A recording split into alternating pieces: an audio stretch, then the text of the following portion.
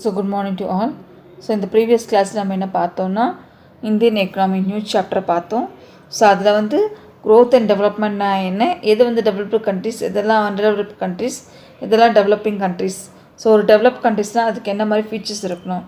So அதை சொல்லிவிட்டு Indian economy வந்து எப்படி இருக்குது, ஸோ அதோடைய ஃபீச்சர்ஸ் சொல்கிறாங்க. அதுக்கு முன்னாடி அதனுடைய மெரிட்ஸ் அண்ட் டிமெரிட்ஸ், ஸ்ட்ரென்த்தும் வீக்னஸை பற்றி இங்கே பேசுகிறாங்க. ஸோ அதில் நம்ம ஃபஸ்ட்டு பார்த்தது India is a mixed economy. Mixed எக்கனாமினா கலப்பு பொருளாதாரம் அப்படின்னு சொல்லுவாங்க. So public sector, private sector both they exist. அடுத்தது agriculture. So in India agriculture plays a major key role. So அதை பற்றி அவங்க சொல்கிறாங்க. அடுத்தது என்ன, அண்ட் எமர்ஜிங் மார்க்கெட். எமர்ஜிங் மார்க்கெட்னு எனக்கு கலப்பு சந்தை சொல்லலாம்.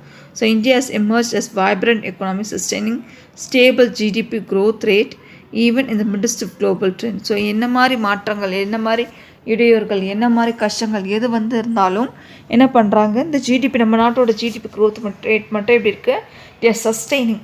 ஸோ ஒரே இடத்துல நீடிச்சு நிலச்சி இருக்குது. ஸோ இதனால் ஃபாரின் டைரக்ட் இன்வெஸ்ட்மெண்ட் இன்வெஸ்டர்ஸ் என்ன பண்ணுறாங்க, அதிக அளவு அட்ராக்ட் ஆகி ஸோ அவங்களுடைய இன்வெஸ்ட்மெண்ட்ஸ் எங்கே போடுறாங்கன்னா நம்ம நாட்டில் அதிக அளவு போடுறாங்க. ஸோ இதனாலே நம்மளோட மார்க்கெட் ரேட் இப்படி இருக்குது, அதிகமாக காணப்படுது அப்படின்னு சொல்கிறாங்க. ஸோ அடுத்தது என்ன சொல்கிறாங்கன்னா எமர்ஜிங் எக்கனாமி. ஸோ கலப்பு பொருளாதாரம். ஸோ வேர்ல்ட் நேஷன் G20 என்ன சொல்கிறாங்கன்னா, ஸோ நம்ம நாடு எத்தனை இடத்துல இருக்குது, 9th பிளேஸில் இருக்குது India. First Argentina, Australia, Brazil, Canada, China, European, France, Germany and India. So இது வந்து 9th பிளேஸில் இல்லை. ஸோ இங்கே வந்து ஆல்ஃபபெட்டிக்கல் ஆர்டரில் கொடுத்துருக்காங்க G20. ஸோ ஃபஸ்ட்டு 20 பிளேஸ் பிடிச்ச இடம் எது, ஸோ வேர்ல்ட் நேஷனில் ஃபஸ்ட்டு 20 பிளேஸ் பிடிச்ச இடம்ன்றது இங்கே கொடுத்துருக்காங்க, ஆல்ஃபபெட்டிக்கல் ஆர்டரில் கொடுத்துருக்காங்கடா. ஓகேவா, இங்கே வந்து பிளேஸ் கிடையாது, இதை வந்து ஆல்ஃபபெட்டிக்கல் ஆர்டரில் 20 அப்படின்னு G20 மொத்தமாக 20 நாடுகளை தேர்ந்தெடுத்து போட்டிருக்காங்க. ஓகேவா, ஸோ இதை பற்றி என்ன சொல்கிறாங்க, so emerging as a top economic giant among the world economy, India bag the 7th position in terms of nominal gross domestic product and third in terms of purchasing power parity. As a result of rapid economic growth, Indian economy is a place among the G20 countries. So இங்கே என்ன சொல்கிறாங்கன்னா, so நம்ம gross domestic product ஜிடிபியை பொறுத்தவரையிலும் 7th பிளேஸ்லேயும், ட்ரிபிள்பினா purchasing power parity, எந்த அளவுக்கு வந்து மக்கள் வந்து பர்ச்சேசிங் பவர் இருக்குது, ஸோ அதை வச்சு கணக்கிடும் போது ஸோ நம்ம எந்த இடத்துல இருக்கோம், G20 ஒரு நாடாக நம்ம வந்து கன்சிடர் பண்ணிகிட்ருக்கோம். ஸோ 7th பிளேஸில் ஜிடிபியில் இருக்கிறதாலையும் 3rd பிளேஸில் ட்ரிபிள்பியில் இருக்கிறதாலையும் G20 நமக்கு ஒரு இடம் கிடச்சிருக்கு. நம்மளும் 20 கண்ட்ரீஸில் நம்மளும் ஒரு கண்ட்ரீஸாக வந்து இருக்கும்.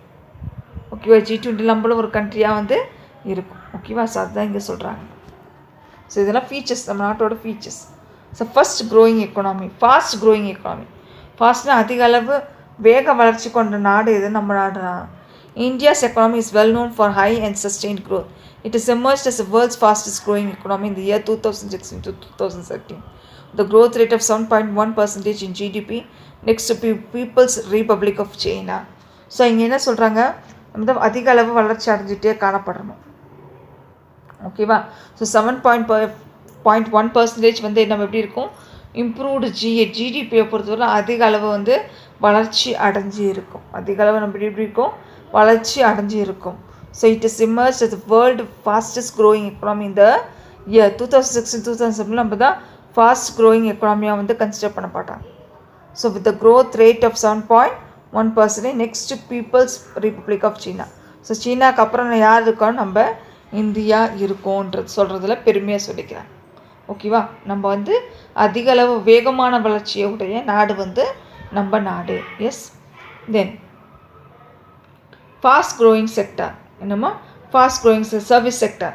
ஸோ சர்வீஸ் செக்டரை பொறுத்தவரை நம்ம அதிக அளவு எப்படி இருக்கும், அதிக அளவு வளர்ச்சி அடைஞ்சிருக்கும்னு சொல்கிறாங்க. ஸோ இங்கே என்ன சொல்கிறாங்க, ஸோ அதுக்கான internet countries, top 20 internet countries. Service செக்டர்னால் இங்கே என்ன சொல்கிறாங்க, இன்டர்நெட்டை வச்சு சொல்கிறாங்க. ஸோ அதில் நம்ம டாப் 20 இன்டர்நெட் கண்ட்ரிஸில் நம்மளும் ஒரு நாடாக வந்து கருதப்படும். ஓகேவா, so with the highest number of internet users. So நம்ம நாடு தான் எப்படி இருக்கும், டாப் 20 கண்ட்ரிஸில் ஹையஸ்ட். ஒரு நாட்டை பொறுத்தவரையிலும் எந்த நாடு வந்து அதிகமாக வந்து இன்டர்நெட் யூஸ் பண்ணுது, ஸோ அது மாதிரி 20 கண்ட்ரிஸை வரிசைப்படுத்தியிருக்காங்க.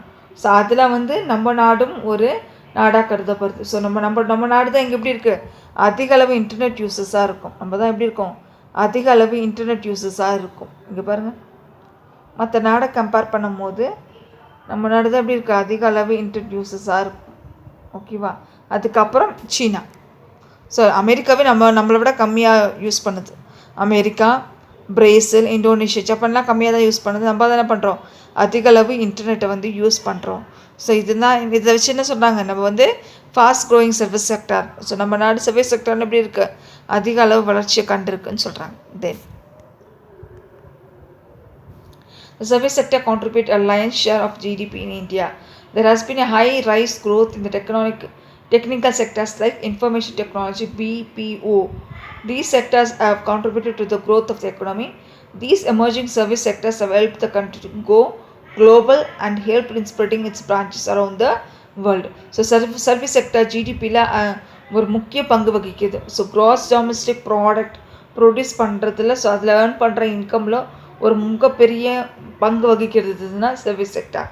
ஸோ மெயினாக டெக்னிக்கல் செக்டர்ஸ் லைக் இன்ஃபர்மேஷன், அதிக அளவு இன்ஃபர்மேஷன் வழங்குறது, டெக்னாலஜி எந்த மாதிரி டெக்னாலஜி வந்து யூஸ் பண்ணுறோம், then BPO business processing output or outsourcing சொல்லுவாங்க. பிபிஓன்னா business processing outsourcing. So இதை வச்சு என்ன பண்ணலாம், ஸோ எந்த நாட்டில் எந்த அளவுக்கு ப்ராடக்டை ப்ரொடியூஸ் பண்ணுறாங்க, எந்த அளவுக்கு டிமாண்ட் இருக்குது, எங்கே எந்த அளவுக்கு டிமாண்ட் இருக்குது, ஸோ எந்த மாதிரி ப்ராடக்ட்லாம் யூஸ் பண்ணுறாங்க, எப்படிலாம் ப்ராடக்ட் ப்ரொடியூஸ் பண்ணலாம். ஸோ இதையெல்லாம் என்ன பண்ணுறாங்க, சர்வீஸ் செக்டர் ஆராய்ச்சி. ஸோ அதிக அளவு ப்ராடக்ட் வந்து ப்ரொடியூஸ் பண்ணுறதுக்கான ஹெல்ப்பை வந்து இவங்க பண்ணுறாங்க பிஸ்னஸ்மேனுக்கு. ஸோ அப்படி பிஸ்னஸ்மேன் பண்ணும்போது ஸோ அவங்களோட கைட்லைன்ஸை வச்சு என்ன பண்ணுறாங்க, பிஸ்னஸ் பீப்புள் நிறைய ப்ராடக்ட்டை ப்ரொடியூஸ் பண்ணுறாங்க. ஸோ அப்படி பண்ண போகும்போது ஜிடிபி க்ரோத் ரேட் வந்து அதிகமாகுது. ஓகேவா. ஸோ அதுதான் இங்கே சொல்கிறாங்க. எஸ். ஸோ இது வந்து இன்ஃபர்மேஷன் டெக்னாலஜி ப்ளஸ் பிபிஓவில் என்ன ஆகுது, ஜிடிபி க்ரோத் ரேட் வந்து இன்க்ரீஸ் ஆகுது. ஸோ சர்வீஸ் செக்டார் ஒரு முக்கிய பங்கு வகிக்குது. நம்ம நாட்டு வளர்ச்சியில் ஒரு முக்கிய பங்கு வகிக்குது யார், சர்வீஸ் செக்டாரும் அப்படின்னு சொல்கிறாங்க. ஓகேவா. Large domestic consumption, the fast growth rate in economy, the standard of living has improved a lot. So இதுக்கு வந்து நிறைய எக்கனாமி வந்து அதிக அளவு வளர்ச்சி அடைஞ்சிருக்கிறதால, ஸோ அதிக அளவு வளர்ச்சி அடைஞ்சிருக்கிறதால ஸ்டாண்ட் ஆஃப் லிவிங் எப்படி இருக்குது, அதிக அளவு மாறி இருக்குது. ஸோ அப்போ அன்றைக்கி சைக்கிளில் போனவங்களும் இப்போ பைக் இல்லாத வீடே இல்லை. ஸோ பைக் வச்சுருந்தோம், இப்போ காரில் வச்சுருக்கேன், கார் வச்சுருக்கோம், ஃப்ளைட் வச்சுருக்கான்.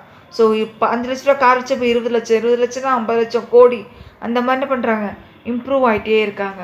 So this in turn has result in rapid increase in domestic consumption in the country. So domestic கன்சப்ஷன்னா உள்நாட்டு நுகர்வோர். ஸோ நம்ம எந்த அளவுக்கு வந்து ப்ராடக்ட் பர்ச்சேஸ் பண்ணுறோம், அதை வச்சு தான் என்ன பண்ணுறாங்க, அந்த பர்ச்சேசிங் பவர் பேரிட்டி வந்து நமக்கு ஜாஸ்தியாக இருக்குது. ஸோ அதுவும் ஒரு முக்கிய காரணமாக வந்து கருதப்படுது. எதுக்குன்னா ஒரு நாட்டோட வளர்ச்சிக்கு ஒரு முக்கிய பங்காக வந்து கருதப்படுது. ஸோ இங்கே வந்து டொமஸ்டிக் கன்சப்ஷன் சொல்கிறாங்க.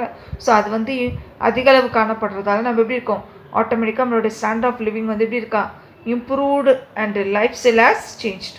ஸோ நாடு முன்னேற டெக்னாலஜி, நம்மளுடைய இன்ஃபர்மேஷன் டெக்னாலஜி அப்டேட் ஆகிட்டே இருக்கிறதால நம்ம என்ன ஆகும், அதிக அளவு கன்சப்ஷன் பண்ணுறோம். ஸோ அப்படி கன்சப்ஷன் பண்ணும்போது நம்மளுடைய ஸ்டாண்டர்ட் ஆஃப் லிவிங்கும் இம்ப்ரூவ்டு குவாலிட்டி லைஃபும் என்னாவது இன்க்ரீஸ் ஆகுது.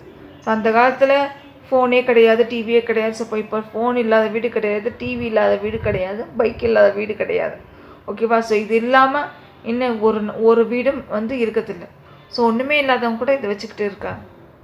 ஸோ பிலோ ஆவரேஜ் பீப்புள்ஸ் சொல்கிறாங்களே, போ பீப்புள்ஸ், அவங்க வீட்டில் கூட இதெல்லாம் வந்து என்ன பண்ணுறாங்க, ஓரளவுக்கு அது இருக்குது. ஓகேவா. டிவி இல்லாத வீடே கிடையாது, ஃபோன் இல்லாத வீடே கிடையாது. 500 ரூபாய் ஒரு ஃபோன் வாங்கி வச்சுருக்காங்க. ஸோ இதுதான் என்னென்னு சொல்கிறாங்க, rapid increase in domestic consumption, purchasing power வந்து ஜாஸ்தியாக இருக்குன்னு சொல்கிறாங்க. Then rapid growth of urban areas. So urbanization is a key ingredient of the growth of the economy. There has been a rapid growth of urban areas in India after independence. So improved connectivity in transport and communication, education and health, and speed up the pace of urbanization. So இன்னொரு முக்கிய காரணம் ஒரு நாட்டோட வளர்ச்சினா urban areas, நகரமயமாக்கல். So அது வந்து ஒரு key இன்க்ரீடியண்ட்டாக சொல்கிறாங்க ஒரு நாடு வளர்ச்சி அடைஞ்சதுக்கு. ஸோ இப்படி வளர்ச்சி அடையும் போது ஆஃப்டர் இண்டிபெண்டன்ஸ்க்கு அப்புறம் அதிக கிராமங்கள் எப்படி இருந்துச்சு, நகரமயமாக மாறிடுச்சு. ஸோ அப்படி மாறும்போது என்ன ஆகுது, டிரான்ஸ்போர்ட்லேருந்து கம்யூனிகேஷன், எஜுகேஷன், ஹெல்த், ஸோ இது 4 அளவுக்கு ஓரளவுக்கு வந்து இம்ப்ரூவ்மெண்ட் ஆகிருக்கு. ஸோ இந்த 4 முக்கியத்துவம் வாய்ந்த ஒரு தேவைகள். ஓகேவா. ஸோ டிரான்ஸ்போர்ட்டாக இருந்தாலும் சரி, கம்யூனிகேஷன் இருந்தாலும் சரி, எஜுகேஷனாக இருந்தாலும் சரி, ஹெல்த் சரி. ஸோ இந்த 4லையும் அதிக அளவு வளர்ச்சி ஏற்படும் போது அர்பனைசேஷனில் ஸோ ஆட்டோமேட்டிக்காக என்னவாக இருக்கும், அந்த நாடும் எல்லாத்துலேயும் வளர்ச்சி அடைஞ்சிருக்கும்னு சொல்கிறாங்க. ஸோ எந்த அளவுக்கு அர்பன் ஏரியாஸ் வளர்ச்சி அடைஞ்சிருக்கும், ஸோ அந்த அளவுக்கு நாடு எப்படி இருக்கும், வளர்ச்சி அடைஞ்சிருக்கும். இது stable macro economy. So Indian economy has been projected and considered as one of the most stable economies of the world. The current year's economic survey represents the Indian economy to be a heaven of macroeconomic stability, resilience and optimism. According to the economic survey for the year 2014 to 2015, 80% plus GDP growth rate has been predicted, with the actual growth turning out to be a little less, 7.6%. This is a clear indication of stable economic growth.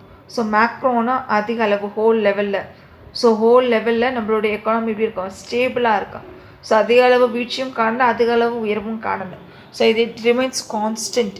So அதனால தான் நம்ம நாட்டை என்ன சொல்கிறாங்க, haven of macro economic stability, resilience and optimism. So இது எல்லாமே சேர்ந்தது தான் இது நம்ம நாடுன்னு சொல்கிறாங்க.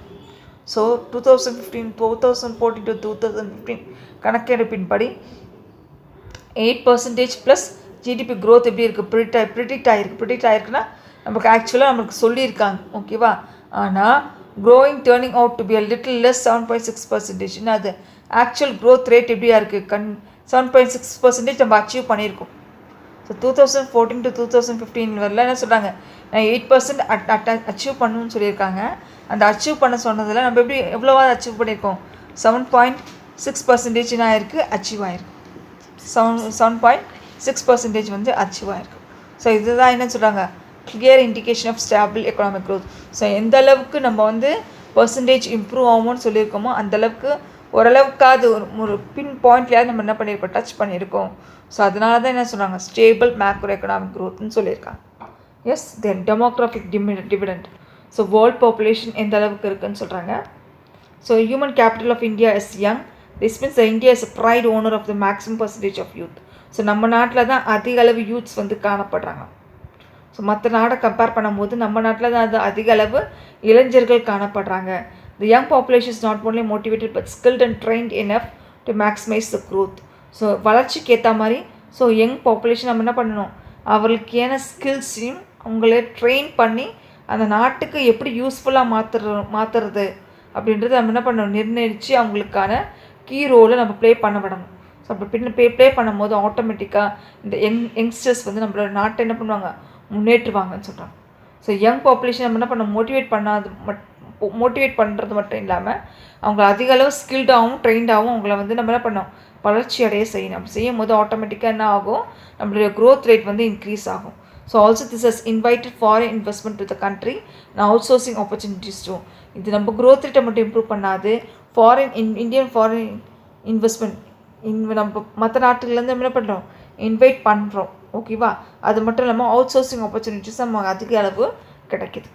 இதனால் because our country is full of maximum யார் இருக்காங்க, யங்ஸ்டர்ஸ் இருக்காங்க. ஓகேவா? யூத் ஆர் யங்ஸ்டர்ஸ் இருக்காங்கன்னு சொல்கிறாங்க. Yes, so these are the என்ன சொல்கிறாங்க, strengthen of Indian economy. So Indian எக்கனாமியோட ஸ்ட்ரென்த்தனாக இதெல்லாம் கருதப்படுது. ஸோ அடுத்தது என்ன சொல்கிறாங்க, இது மெரிட்ஸ். ஸோ டீமெரிட்ஸ் வந்து நம்ம வந்து அடுத்த கிளாஸில் பார்க்குறோம். ஸோ இது என்னெல்லாம் ஏன் டீமெரிட்ஸ் இருக்குது, ஸோ இந்தியன் எக்கனாமியில் என்ன மாதிரி டீமெரிட்ஸ் இருக்குது, என்ன மாதிரி வீக்னஸஸ் இருக்குன்றத அடுத்த கிளாஸில் பார்க்கலாம். ஓகேவா? தேங்க்யூம்மா.